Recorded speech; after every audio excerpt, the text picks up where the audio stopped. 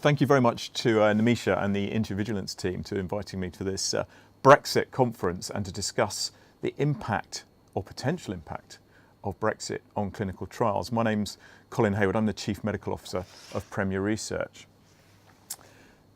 Brexit and clinical trials could affect a number of touch points throughout the whole clinical trial process, from patients, our own individual careers, academic funding, where the EMA is to be located in time, all the way to market access of new drugs and market authorization. Where I'm going to focus today, though, is just on a few key points that I'm particularly interested in, particularly clinical trial regulations. How are they going to be affected going forwards? Funding, particularly for academic research and for SMEs. Scientific talent. How are we going to recruit the best people in the UK going forward? The cost of studies. How much are studies going to cost to be placed in the UK? And just going to give an idea of some potential next steps of where we as UK R&D leaders need to start pushing and promoting the government. So just to give some background, roughly 73,000 people in 2013 were employed in the whole pharmaceutical industry, and I think the pharmaceutical industry has a continual line between people who are recruited in R&D to pure outright marketing, and I think even those people in marketing are touched by R&D. But the ABPI figures here, roughly 25,000 people employed in the R&D industry in pharma. And the value added of the industry, we can see that the pharmaceutical industry, as measured by GVA, adds one of the most values of any industry in the UK. And if we look at R&D spend, and clearly this isn't just clinical trials, but obviously clinical trials are a key component of this, pharma is right up there at number one of all the industries. So touching on my first point, clinical trial regulations, how might the UK be affected? Well, the EU Clinical Trial Directive, I'm sure is familiar to many of you, really enforced from about 2004, has supposedly led to a decrease in clinical trials in Europe. Now, whether that decrease was down to the regulations per se or the ability of centres to uptake those regulations is debatable. But in some research from the European Commission, they found that overall applications fell by 25% for clinical trials, and at the same time cost, presumably linked to an increase in bureaucracy, rose significantly. And this also led to delays in starting those clinical trials. The UK, in one particular study from 2001 to 2009, saw a decrease of 5.3% of clinical trials. And similarly in Germany and France, there were decreases. And this was mainly driven by reduced academic research. However, it wasn't all bad news, and we can see, whilst there were decreases in studies in the UK, Germany and France, there was actually slight increases in Italy and Spain. So what next? Well, clearly there's a new EU clinical trial regulation coming into force, probably by latest October 2018. And so the UK Brexit plans and the timing of the implementation of that new clinical trial regulation will be important to see.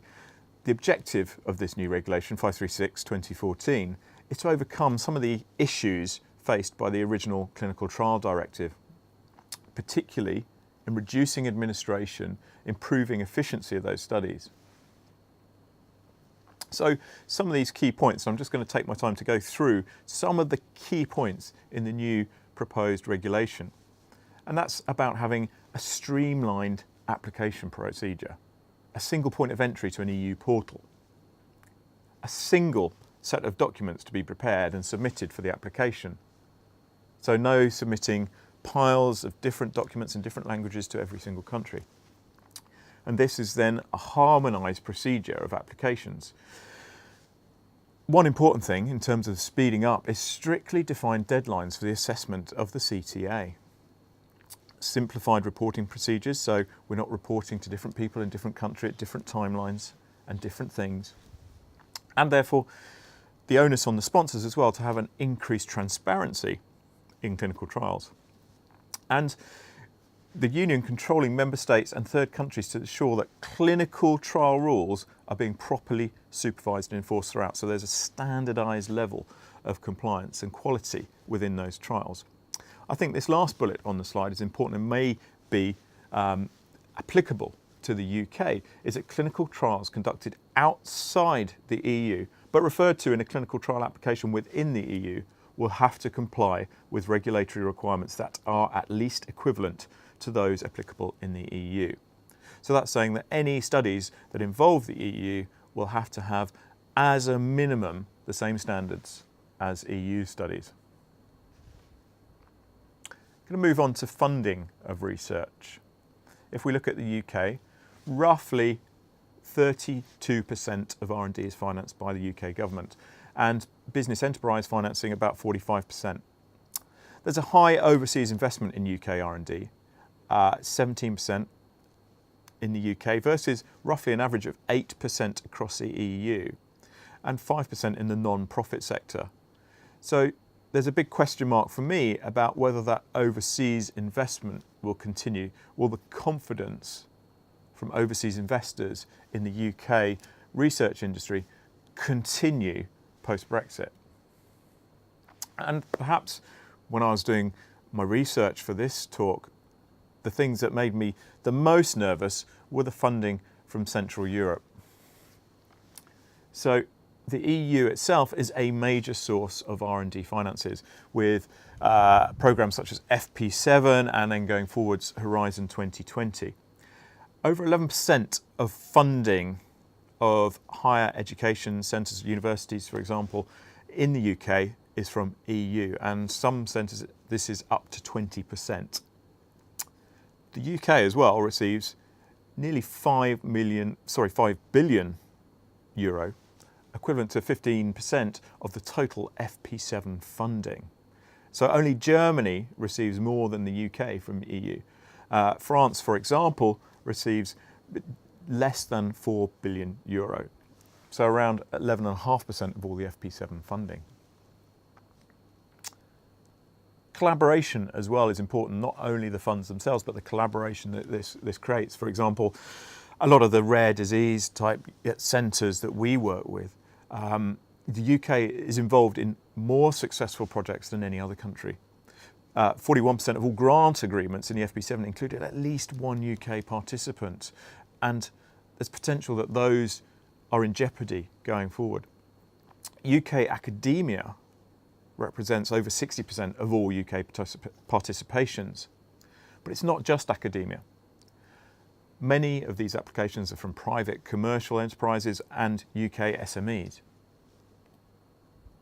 And we can see from reports in the newspapers recently that potentially ongoing grant applications to Horizon 2020 are starting to bias not having UK participants for fear of that jeopardising the proposal. What about scientific talent in the UK?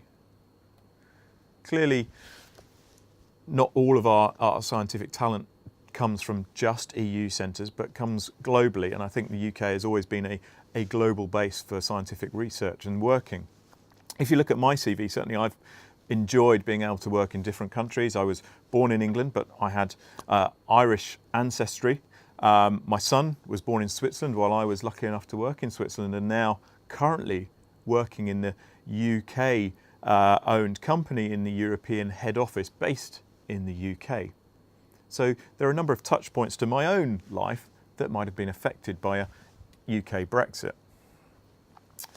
If we look at the UK scientific workforce, this is looking at just doctors and nurses who will be delivering a lot of our research and our clinical trials in the UK. So from the EU alone, 10% of all doctors and 4% of nurses. And if we look at all of industry, where the top sectors are for foreign-born workers, we can see at number 5, scientific R&D, with nearly a quarter of all employees foreign-born. Now, looking at this, I started looking at my own UK-based team, and it was surprising that over 50% of them are actually foreign-born, not just from EU countries with a terrific heritage of R&D like Italy, but also from Turkey, South Africa, a number of countries.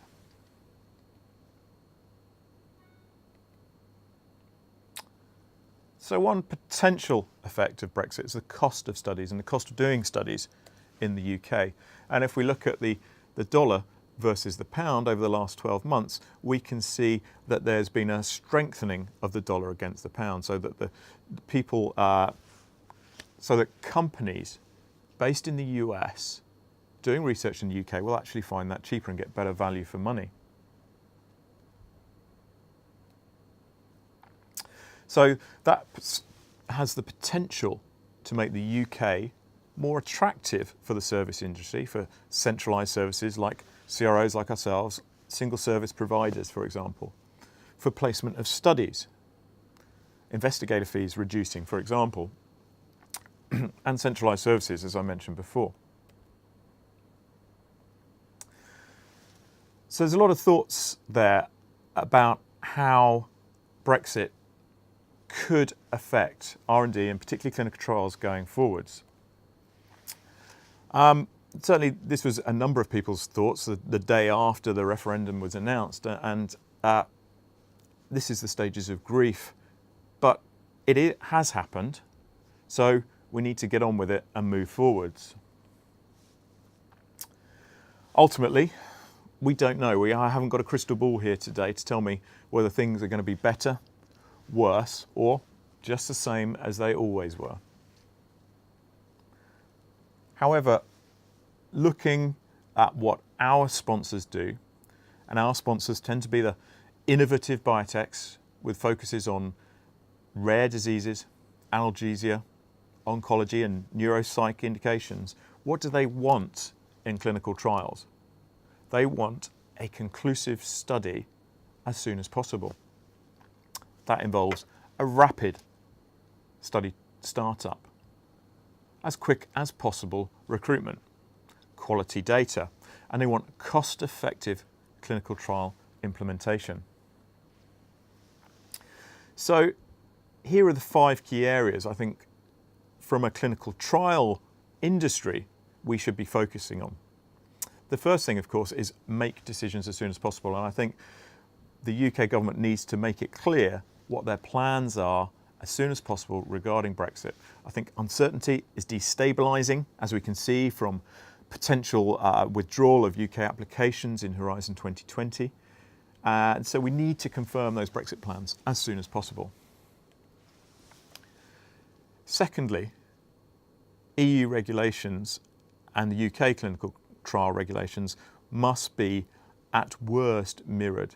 Ideally, there would be a mutual recognition of UK clinical trial regulations to the EU, new regulations coming at latest in October 2018. Certainly what we do not want is any additional bureaucracy, any additional documentation submissions, different guidelines for the UK clinical trials over the EU. Thirdly, we want to make sure that the country, the UK as a whole, is an attractive place for scientists to come and work. Looking around in my organisation, my team, my colleagues, my friends in other companies, there is a high diversity, recognising that we can bring in the top R&D talent into our companies. Fourthly, we need to make sure that this potential funding gap, for example, the €5 billion from FP7 that went to UK, is plugged. With this funding, there is also a potential collaboration gap as well, and the opportunity of EU funding meant that there was huge opportunities to work with a number of EU centres, and again, for some particular therapy areas, this is really important.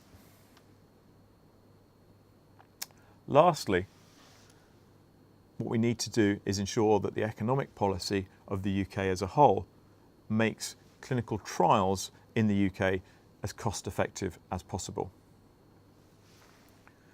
So going forwards, it's clear that there is a number of uncertainties, so we need to pave the way and be as positive as possible to make the UK an attractive place to continue to do clinical trials. Thank you for listening.